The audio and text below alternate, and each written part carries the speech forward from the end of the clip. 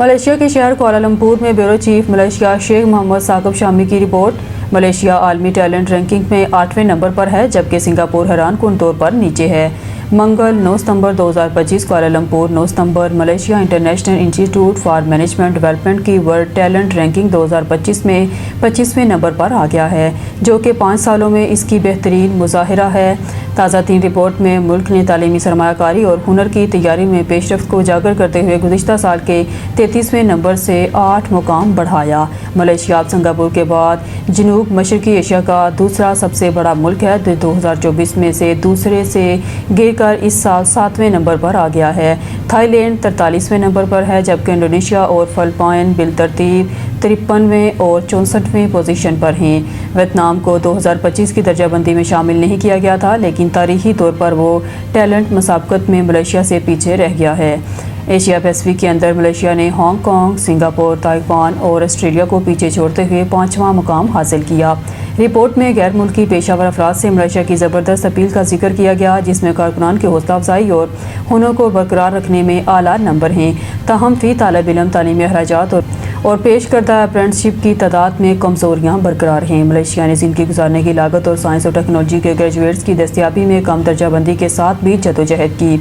इन फ़िरकों के बावजूद मुल्क ने चीन 38वें और हिंदुस्तान 63वें जैसे बड़े साथियों को पीछे छोड़ दिया। सर्वे किए गए एग्जीक्यूटिव ने मलेशिया के बुनियादी ढांचे की अपग्रेडेशन को आलमी टैलेंट को राग़िब करने के लिए एक मुस्बत अंसर करार दिया।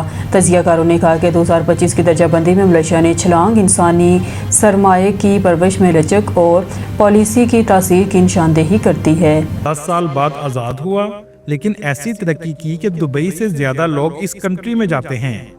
इस्लामी दुनिया का जदीद कंट्री जहां गूगल और माइक्रोसॉफ्ट ने भी बिलियन ऑफ डॉलर की इन्वेस्टमेंट की है। जी हां, आज हम सैर करने जा रहे हैं मलेशिया की। 2025 में मलेशिया के लोग कैसी जदीद लाइफ गुजार रहे हैं। स्टूडेंट्स के लिए ऑस्ट्रेलिया जाने का ये मुल्क एक दरवाज़ा कैसे है। दुबई से ज़्यादा टूरिस्ट क्यों इस मुल्क में आते हैं। इस मुल्क की नाइट लाइफ ऐसी है जैसे आप लॉस एंजल्स में हों। इस मुल्क की तरक्की के 2 राज क्या हैं। दुबई छोड़कर इस मुल्क में क्यों जाना चाहिए। इन तमाम सवालों के चलें अब निकलते हैं मलेशिया के एक शानदार सफर पर। इस कंट्री का ऑफिशियल नाम दी फेडरेशन ऑफ मलाया है।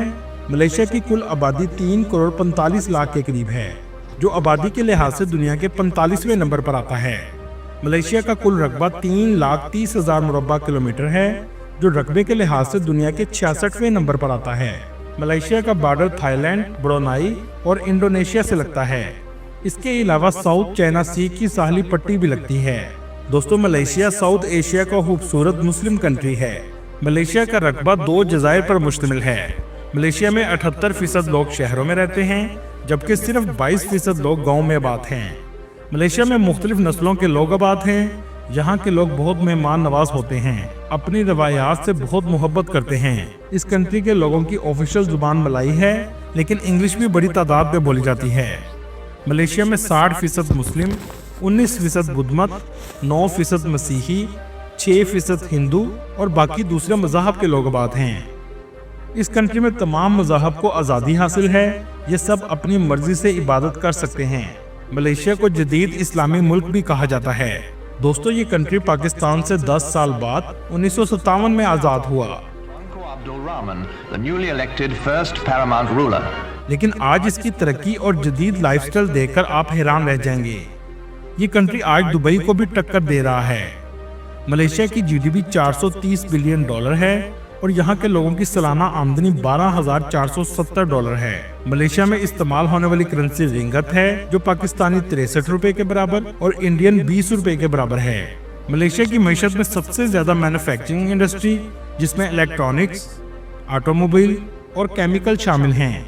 इसके अलावा टूरिस्ट इंडस्ट्री भी बहुत अहम किरदार अदा करती है।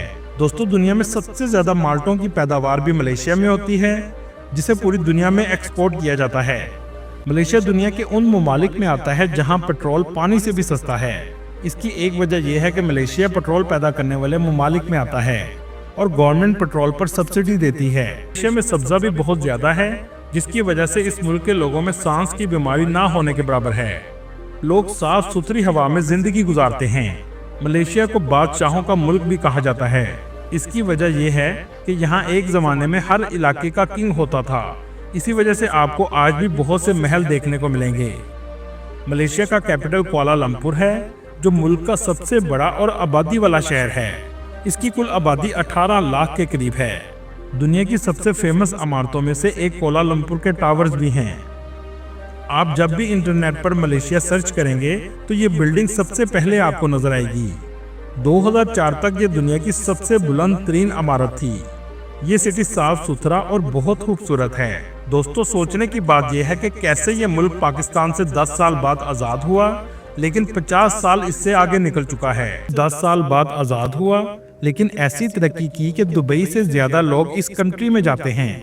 اسلامی دنیا کا جدید کنٹری جہاں گوگل اور مائکروسافٹ نے بھی بلین آف ڈالر کی انویسٹمنٹ کی ہے۔ جی ہاں، آج ہم سیر کرنے جا رہے ہیں ملیشیا کی۔ 2025 میں ملیشیا کے لوگ کیسی جدید لائف گزار رہے ہیں؟ اسٹوڈنٹس کے لیے آسٹریلیا جانے کا یہ ملک ایک دروازہ کیسے ہے؟ دبئی سے زیادہ ٹورسٹ کیوں اس ملک میں آتے ہیں؟ اس ملک کی نائٹ لائف ایسی ہے جیسے آپ لاس اینجلس میں ہوں۔ اس ملک کی ترقی کے 2 راز کیا ہیں؟ دبئی چھوڑ کر اس ملک میں کیوں جانا چاہیے؟